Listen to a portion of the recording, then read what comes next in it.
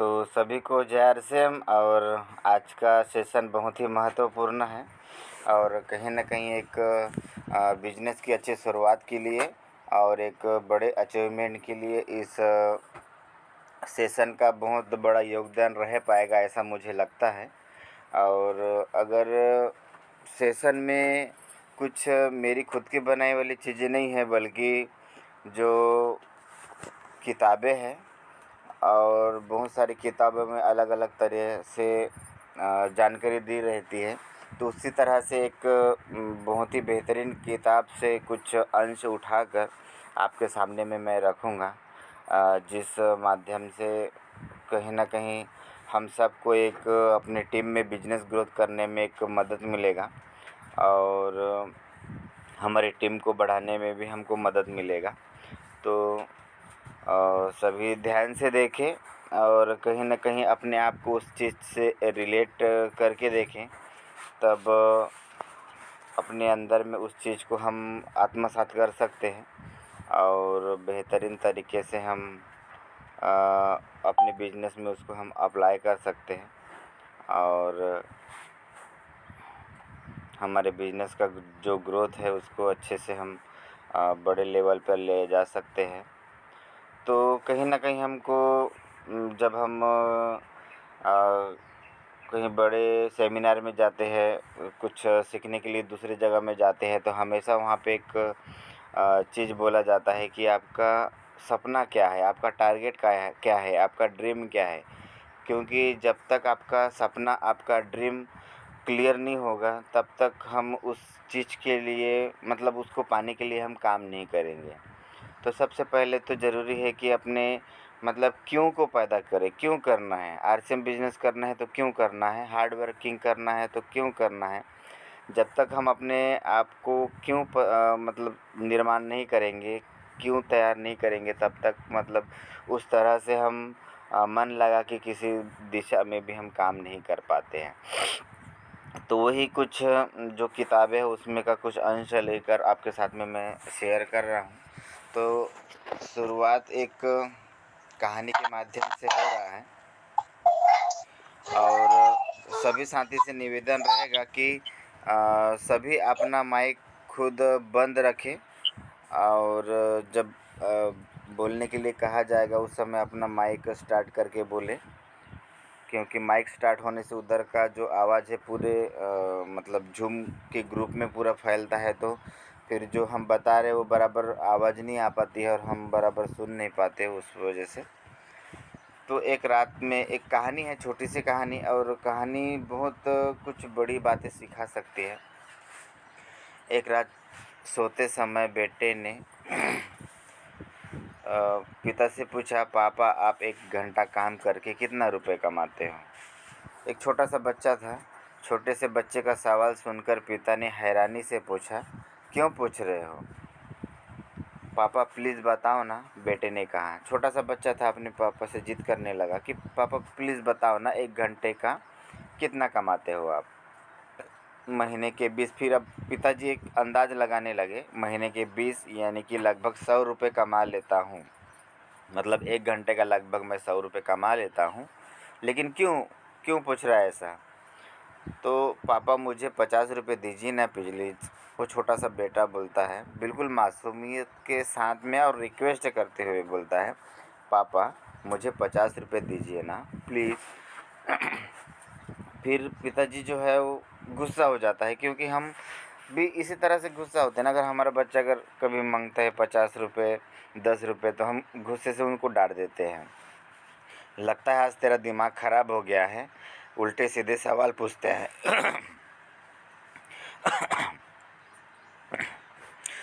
उल्टे सीधे सवाल पूछता है, क्या करेगा 50 रुपये का, जाकर सो जा। मतलब डांट कर उसको फटकार लगाकर भगा दिया कि तेरा दिमाग ख़राब हो गया है, उल्टे सीधे सवाल पूछ रहा है, 1 घंटे में कितने कमाते हो, क्या है 50 रुपये चाहिए, चल जाके सो जा। बेटा बेचारा रोया और बहुत ज़्यादा उदास हो गया और जाके फिर सो गया। लेकिन पिताजी की नींद उड़ गई। वो सारा रात यही सोचता रहा कि मेरे बच्चे ने ये सवाल क्यों पूछा कि 1 घंटे में कितना कमाते हैं और 50 रुपये क्यों मांग रहा था। तो फिर उसके पिता से रहना नहीं हुआ। उसने सवेरे फिर अपने बेटे को जगाया और उसको पूछा कि बेटा ये 50 रुपये ले ले, लेकिन मुझे कारण बता कि क्यों ऐसा तूने किया, कि क्यों पूछा और 50 रुपये क्यों मांग रहा था। तो फिर बेटा खुश हो गया और बोला कि पापा 1 मिनट में मैं आया, थोड़ा सा रुको। और दौड़ कर अपने गुल्लक लेके आया, जो छोटा सा गुल्लक होता है ना जिसमें हम पैसे डालते हैं, जमा करते हैं, उसको लेके आया और पिताजी के आगे में गुल्लक तोड़ दिया और उसमें पूरे जमा किए हुए पैसे अगर देखे तो 50 रुपये में उसमें से पैसा निकला। और पिताजी ने जो 50 का नोट दिया था वो 50 का नोट मिला लिया, तो दोनों हो गए 100 रुपये। और पिताजी के हाथ में वो 100 रुपये रखा और बोला कि पापा ये 100 रुपये है, आज अपना 1 घंटा मेरे साथ बिताइए ना प्लीज़। मतलब कितनी बड़ी बात है कि वो छोटा सा बच्चा बोल रहा है कि पापा ये 100 रुपये लो, आप 1 घंटे का 100 रुपये कमाते हो, ये 100 रुपये आप ले लो और मेरे साथ में 1 घंटे का समय बिताओ। तो एक मतलब क्या समय है, पहेली का हल नहीं मिला कि बेटे के यह सवाल क्यों है, रुपए क्यों मांगे, आखिर सुबह होते ही जगाकर पिता ने 50 उसको नोट दिया। तो एक कथा का सार इस तरह से आया है कि धन कमाने के चक्कर में हम कहीं इतने मशगूल तो नहीं हो गए कि अपने समय को बेचते समय यह भूल भी गए कि साथ में हमने अपने बच्चों का बचपन और परिवार की खुशियाँ भी बेच दी। मतलब आज हम जो काम कर रहे हैं तो कहीं ना कहीं हम अपने आप के लिए समय तो नहीं निकाल रहे, चलो छोड़ दो अपने आप के लिए समय, लेकिन हम अपने बच्चों के लिए, अपने परिवार के लिए हम क्या समय निकाल पा रहे हैं। तो इस तरह की आज हमारी ज़िंदगी हो चुकी है और कहीं ना कहीं हम उसी के सिस्टम उसी में लगे रहते हैं और पूरा ज़िंदगी भर हम मेहनत करते हैं, लेकिन ना हम अपने आप के लिए समय बचा पाते हैं, ना अपने परिवार के लिए समय बचा पाते हैं, ना उनको एक अच्छा जीवन दे पाते हैं। उसके चेहरे पर दर्द की रेखाएं थी। एक दूसरा कहानी है छोटा सा। उसके चेहरे पर दर्द की रेखाएं देखकर मुझसे रहा नहीं गया, क्या बात है भाई साहब। तो एक व्यक्ति जो है, दूसरा एक व्यक्ति बहुत ज़्यादा परेशान था। उस परेशान हुए व्यक्ति को देखकर उससे रहा नहीं गया, तो उसने पूछा कि क्या बात है भाई साहब। तो उसने बोला कि जूता ज़रा छोटा है, बुरी तरह से काट रहा है। मतलब उसका जो जूता था वो बहुत ज़्यादा टाइट था, छोटा था, तो उसने बोला कि काट रहा है मुझे, तो उसे उतार दो भाई। मैंने कहा है कुछ देर तो आराम मिलेगा। तो दूसरे व्यक्ति ने कहा कि यार अगर टाइट हो रहा है, काट रहा है, तो उतार दो, थोड़ा देर तो आपको आराम मिल जाएगा। नहीं मैं इस समय नहीं उतारूँगा। तो उसने बोला कि नहीं मैं अभी नहीं उतार सकता। तो उसने बोला कि क्या मतलब है, जब तकलीफ़ हो रही फिर भी नहीं उतार रहा है, तो समझा नहीं मैं, बताओ। बोले क्या है तो इसके लिए आपको मेरी पत्नी की स्थिति पूरी स्थिति समझनी पड़ेगी। मेरी सहमति मिलते ही उसने आह भरकर जारी रखी, मैं एक क्लर्क हूँ। फिर उसने अपने कहानी बताना चालू किया। मैं एक क्लर्क हूँ, मेरा बॉस दिन भर में मुझे कुत्ते की तरह काटने को दौड़ता है, ऊपर कोई सुनवाई नहीं। तनख्वाह इतनी कम है कि 20 तारीख आते आते दम तोड़ देती है। ज़िंदगी की गाड़ी को किसी तरह से खींच रहा हूँ। घर में 2 जवान बेटियां हैं जिनकी शादी की उम्र 5 साल पहले गुजर चुकी है। बीवी हर दर्जे की झगड़ालू है, उसके साथ हर पल जैसे नर्क सा गुजरता है। साथ में यह जूता जो थोड़ा छोटा है बुरी तरह से काटता है, इसमें 1 मिनट पैर को चैन नहीं पड़ता, लेकिन शाम को घर पहुंचकर जूता उतार देता हूं तो ऐसा लगता है जैसे स्वर्ग में आया हूं। यह एक ही तो सुख है, इसे मैं कैसे छोड़ दूं। तो कितना कॉम्प्लिकेशन लोगों की ज़िंदगी में है। मतलब जूता इतना टाइट हो रहा है फिर भी मजबूरी है तो उसको ये कर रहा है। उनकी बेटियों की शादी की उम्र हो गई है लेकिन वो शादी नहीं कर पा रहे हैं। क्या हमारी ज़िंदगी भी इस तरह से गुजर रही है? क्या कोई राह नज़र नहीं आती?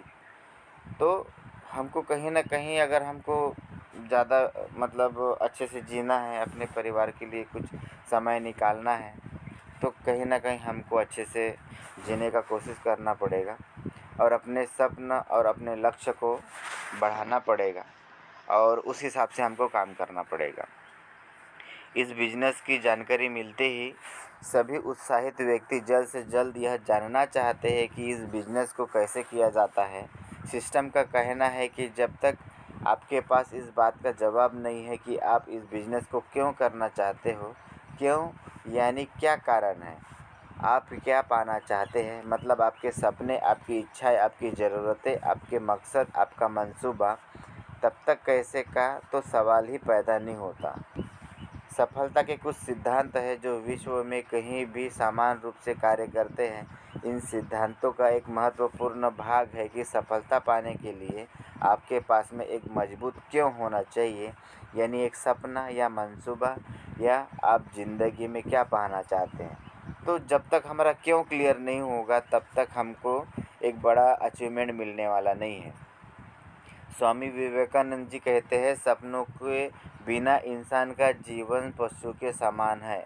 यदि कोई इंसान यदि सपना नहीं देखता है कि उनको ज़िंदगी में क्या करना है, आगे कैसे बढ़ना है, तो उसका जीवन है वो पशु के समान है। इस दुनिया में आया और चला गया, कोई अता पता नहीं है। इंसान और जानवर के बीच का बड़ा अंतर है सपना या मंसूबा। मतलब इंसान और जानवर में अगर हम फ़र्क करना चाहेंगे तो यही एक फ़र्क है, सपना या मंसूबा। इंसान सपना देखता है, जानवर नहीं। लेकिन हमारे सपनों को हमने बहुत बहुत गहरे दफना दिए हैं।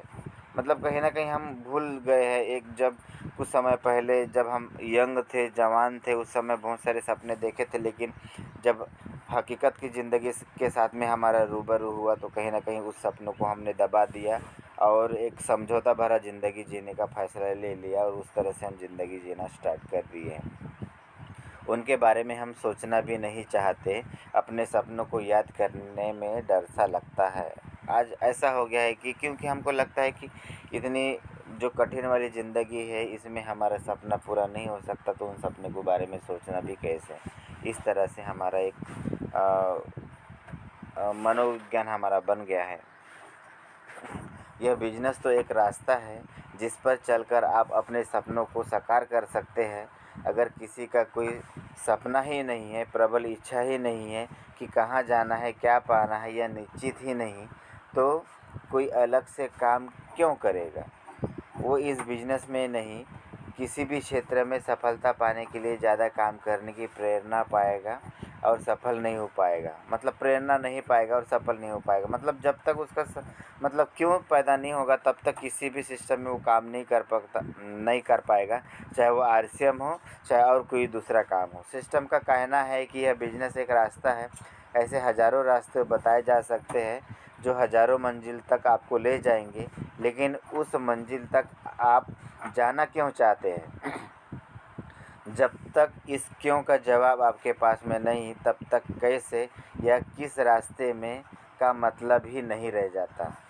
जो लोग अपना क्यों नहीं जानते वो लोग कैसे में दिलचस्पी नहीं रखते। जिस गांव जाना नहीं उसकी दूरी जानकर क्या फ़ायदा। सिस्टम केवल सपने दिखाता ही नहीं या सोए सपनों को जगाता ही नहीं, बल्कि उन सपनों को हासिल करने का रास्ता दिखाता है, साथ ही मदद भी करता है। इस बिज़नेस में यही क्यों सबसे महत्वपूर्ण है, क्योंकि इस बिज़नेस में सही सही तरीके से केवल कुछ हज़ार की लागत से शुरू किया जा सकता है। इस बिज़नेस की सबसे बड़ी खूबी भी यही है और ख़राबी भी यही है। मतलब इतना कम कीमत में हमारा एक नया बिज़नेस स्टार्ट हो रहा है, इसका खूबी भी है और ख़राबी भी है। मतलब सस्ते में हो रहा ना, तो इसका वैल्यू लोगों को समझ में नहीं आता, ये इसकी खराबी है। और खूबी बोले तो हमको ज़्यादा पैसा नहीं लगाना पड़ता। हमारे बड़े से बड़े सपनों को साकार करने के लिए, उसको पाने के लिए हम बहुत कम पूंजी में हम इसकी शुरुआत कर सकते हैं। इसकी खूबी है यह इतनी बड़ी रकम नहीं जिसके खोने का डर आपको बिजनेस करने के लिए प्रेरित कर सके। मतलब एक हमारे अंदर में डर नहीं होता कि ये मतलब खो जाएगा, या फिर मतलब बहुत बड़ा हमारा लॉस हो जाएगा।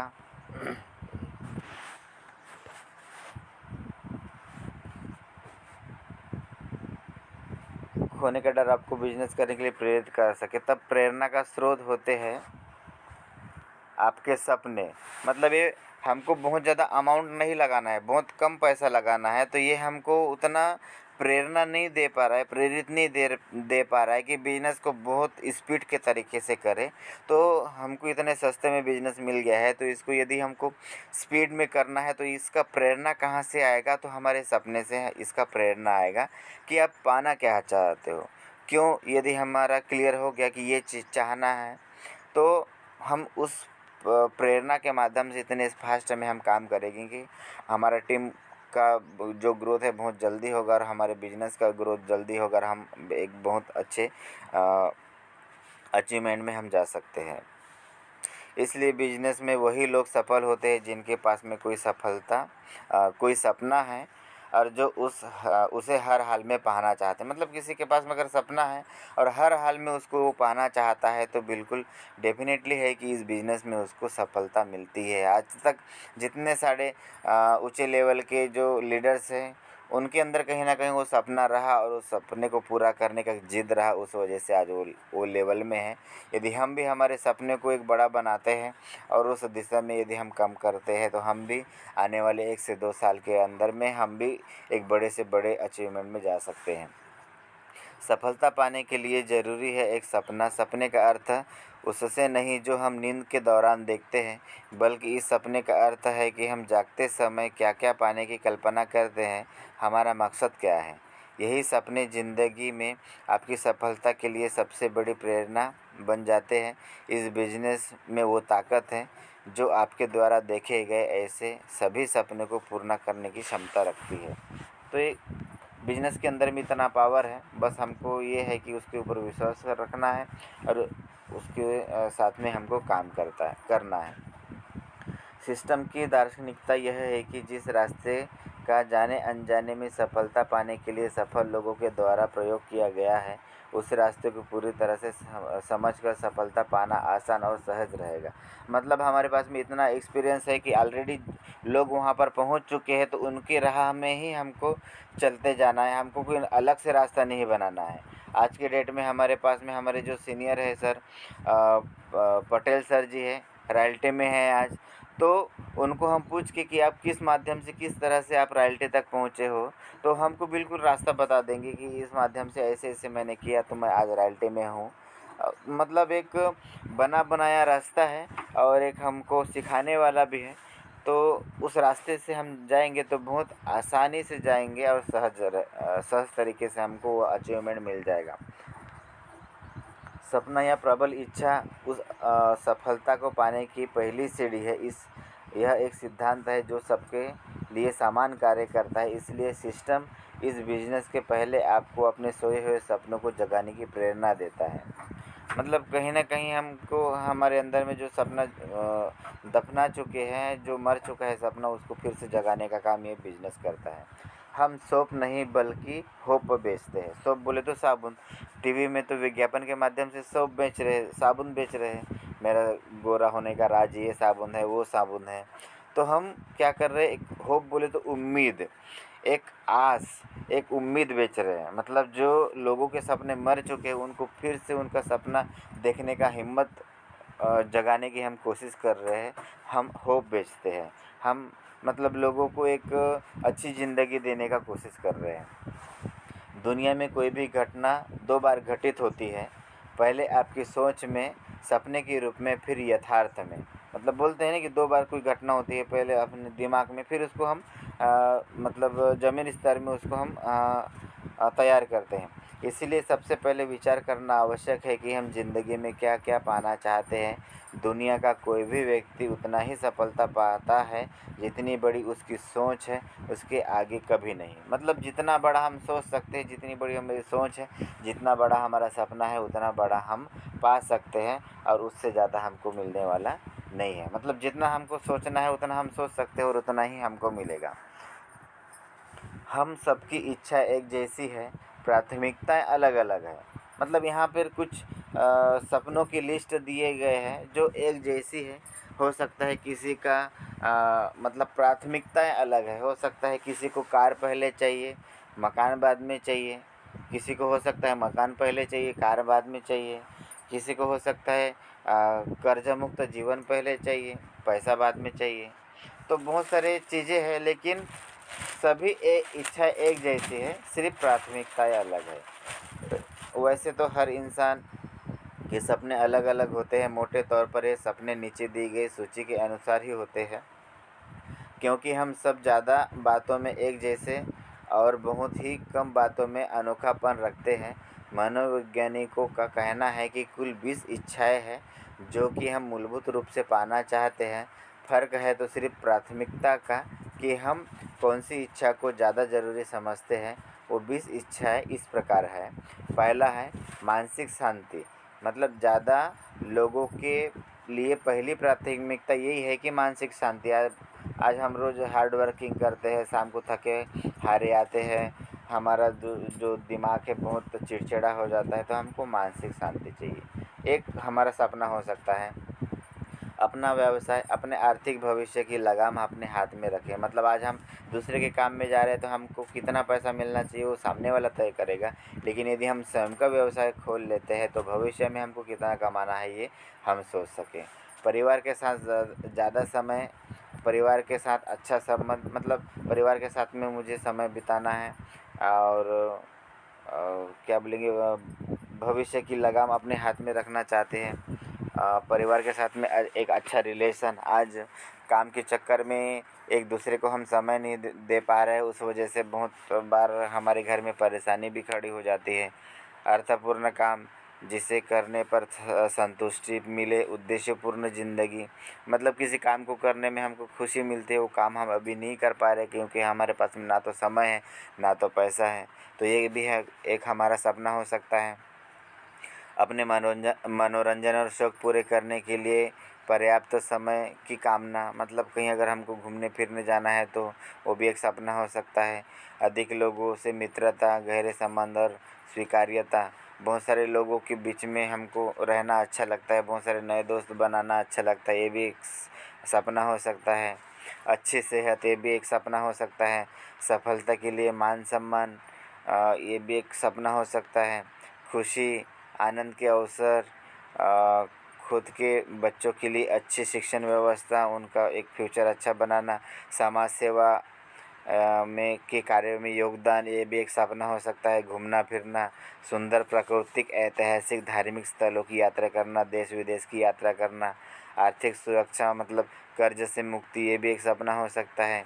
परिवार और रिश्तेदारी की आर्थिक ज़रूरतों को पूरा करना, आज हमारे परिवार में समझ लो बहुत सारे लोगों को कुछ चीज़ों की ज़रूरत होती है, पैसे की ज़रूरत होती है, हमको उनके ऊपर दया भी आती है, लेकिन हमारी खुद की स्थिति इस तरह से नहीं होती है कि हम उनको मदद कर पाएँ। तो कभी कभी सोचते हैं कि यार काश मेरे पास में बहुत सारा पैसा होता तो इनको मैं 5-10 हज़ार यूँ दे देता, तो ये भी एक सपना हो सकता है। एक अच्छा घर, ये भी एक सपना हो सकता है। एक अच्छी कार, ये भी एक सपना हो सकता है। आर्थिक स्वतंत्रता और बहुत सारी जो महंगी चीज़ें उसको ख़रीदने का एक सपना हो सकता है। जो अनपेक्षित खर्चों की चिंता है, मतलब कहीं हम जा रहे शौक़ के लिए, कुछ अगर पसंद आ गया तो आज हमारी जेब में उसको ख़रीदने के लिए पैसा नहीं है, तो उसको ख़रीदने के लिए एक हमारे पास में पैसा होना, वो भी एक सपना हो सकता है। आने वाली पीढ़ी के लिए हम एक बहुत बड़ा बिजनेस, एक बहुत बड़ा पैसा हम छोड़ के जाना चाहते हैं, ये भी एक हमारा सपना हो सकता है। मतलब कहीं ना कहीं जो सपने हैं ये 20 सपनों के इर्द गिर्द में ही घूमने वाले हैं। और मतलब प्राथमिकताएं अलग हो सकती है लेकिन सपने इसी प्रकार से रहेंगे। ऊपर लिखे गए 20 सपने हम सभी के हैं, सिर्फ प्राथमिकताओं में फ़र्क है। फिर भी हमें अपने खुद के लिए कम से कम 6 सपने लिख लेना चाहिए। यदि हमको ये 20 सपने नहीं तो पहले हमको एक स्टार्टअप करने के लिए हमको कम से कम 6 सपने लिख लेना चाहिए, जिसमें कितना धन या भौतिक वस्तु हम पाना चाहते हैं, मतलब कितना पैसा हम कमाना चाहते हैं। परिवार के बिना कोई भी सुख नहीं होता। अपने परिवार को हम किस स्तर पर ले जाना चाहते हैं ये लिखना है। बौद्धिक स्तर पर सही और गलत के बीच में फ़र्क नहीं कर सकते हो तो सफलता का उपयोग नहीं होगा। अपनी बुद्धिमत्ता के स्तर को भी का भी एक लक्ष्य होना चाहिए। अपना भावनात्मक संतुलन बनाए रखना जीवन की मूलभूत आवश्यकता है। मतलब हमारा मानसिक जो है, आज हम किस तरह से सोच रहे हैं, लोगों के साथ में किस तरह से बात कर रहे हैं, हमारी जो मानसिकता है उसको बदलने के लिए बहुत सारी किताबें हमको पढ़ना पड़ेगा। तो किस तरह से किस तरह की किताबें पढ़ना है, ये भी हमको लिखना है। अगर हमारे पास में उपभोग करने योग्य स्वास्थ्य नहीं है तो हमारा जो स्वास्थ्य है वो अच्छा रहना चाहिए। ये भी हम एक लिख सकते हैं कि ये भी हमारा सपना है कि अच्छा स्वास्थ्य रहे।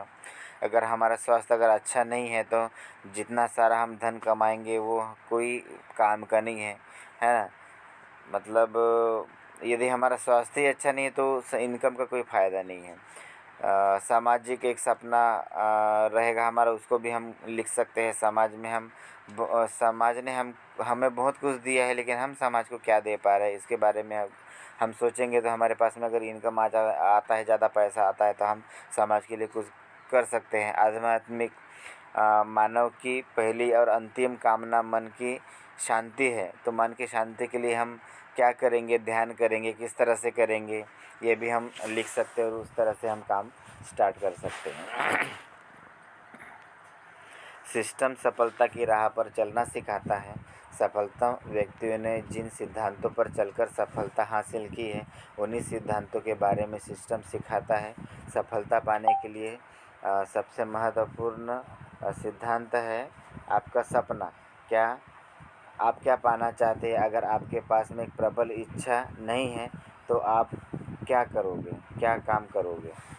लोगों से मिलना, बातें करना, निकटता बढ़ाना, अच्छा सोचना, करना, बोलना, लोगों को बिजनेस देखने के लिए आमंत्रण देना, सम्मानपूर्वक बैठाकर प्लान दिखाना, जानकारी देना, मदद करना, कैसेट सुनना, पुस्तक पढ़ना, ये काम कम से कम शुरुआत के दिनों में सभी के सभी आपको अच्छे नहीं लगते, लेकिन कहीं ना कहीं इसकी हमको शुरुआत करना है।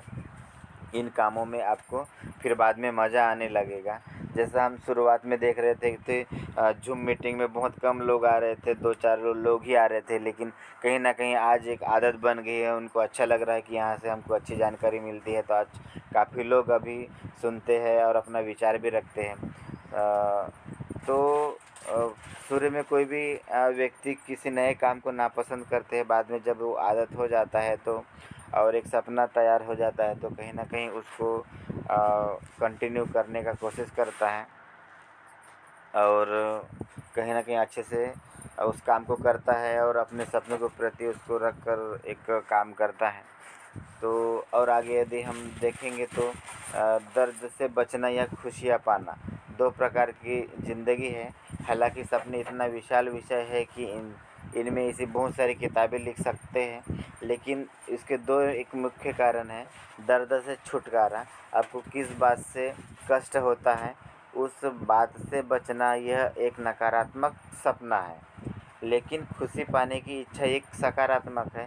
ऐसा क्या काम है जो आपको खुशी देगा? ऐसी कौन सी चीज़ें हैं जिसे पाकर आपको खुशी मिलेगी? एक पॉजिटिव सोच है। इन्हीं सपनों से हमें प्रेरणा मिलती है, एक निश्चित दिशा मिलती है। अपने सपने ही महत्वपूर्ण है, क्योंकि इस बिज़नेस में आपका कोई बॉस नहीं है। आपकी अपलाइन आपकी मददगार होती है, हुक्म चलाने वाला कोई मालिक नहीं। इंसान कोई भी काम या तो दर्द से बचने के लिए करता है या तो फिर खुशी पाने के लिए करता है। यहाँ खोने के लिए कुछ भी नहीं है, इसलिए यहाँ आप काम करेंगे कुछ पाने के लिए ही। इसलिए आपको क्या पाना है, आपकी खुशी क्या है, आपका सपना क्या है, यह महत्वपूर्ण हो जाता है। उसी को पाने के लिए थोड़ा और ज़्यादा काम करने के लिए आप तैयार होंगे। मतलब कहीं ना कहीं हमको ये सोचना पड़ेगा कि हमारा क्या सपना है और उस सपने को किस तरह से हम पूरे कर पाएंगे। जब तक हमारा ये क्यों तैयार नहीं होगा, तब तक हम इस दिशा में अच्छे से काम नहीं कर सकते। तो सेशन तो हम काफ़ी लंबा चला सकते हैं, लेकिन समय भी हमारे पास में कम रहता है, प्लस सभी साथियों को और उनका पर्सनल काम भी रहता है। तो अभी सेशन ख़त्म होने में 2 मिनट बचा है। तो जैसा सेशन ख़त्म हो जाएगा तो फिर से एक बार सभी के सभी साथी रिकनेक्ट हो जाएंगे और थोड़ा सा अपना अपना विचार रखेंगे, या फिर किसी ने अपना सपना सोच लिया होगा तो सपने के बारे में भी थोड़ा सा डिस्कस कर सकते हैं कि सर इस तरह से मेरा सपना है और इस तरह से मेरा वर्किंग चल रहा है। तो इस तरह से हम सभी को बता भी सकते हैं। और क्योंकि यदि हम दूसरों को यदि हम अपना सपना बता देते हैं तो कहीं ना कहीं लोग पूछेंगे, एक डर भी हो जाता है। तो कहीं ना कहीं हमको फिर उस सपने के लिए काम करना एक ज़रूरी भी हो जाता है। तो उस तरह से हमको कहीं ना कहीं एक सपना रख के एक मजबूत इरादे के साथ में काम करना है। तो जो समझ लो एक 5 साल का समय लगने वाला है, तो 1.5 से 2 साल के अंदर में हमको एक बहुत बड़ा अचीवमेंट मिल सकता है और हमारा बिजनेस इतने ज़्यादा ग्रोथ हो सकता है कि जिसका हम कल्पना भी नहीं किए हैं। तो बहुत अच्छा हमारे पास में मौका है और एक बहुत अच्छा अपलाइन का हमारे पास में सपोर्ट है। और जो ऑलरेडी उस पिन तक पहुंच चुके हैं तो उनको पता है रास्ता कौन सा है, कैसे जाना है। तो कहीं ना कहीं हमको उनके मार्गदर्शन से हम उस चीज़ को हासिल कर सकते हैं। तो इस तरह से आज मेरा सेशन रहा। तो सभी को जय RCM।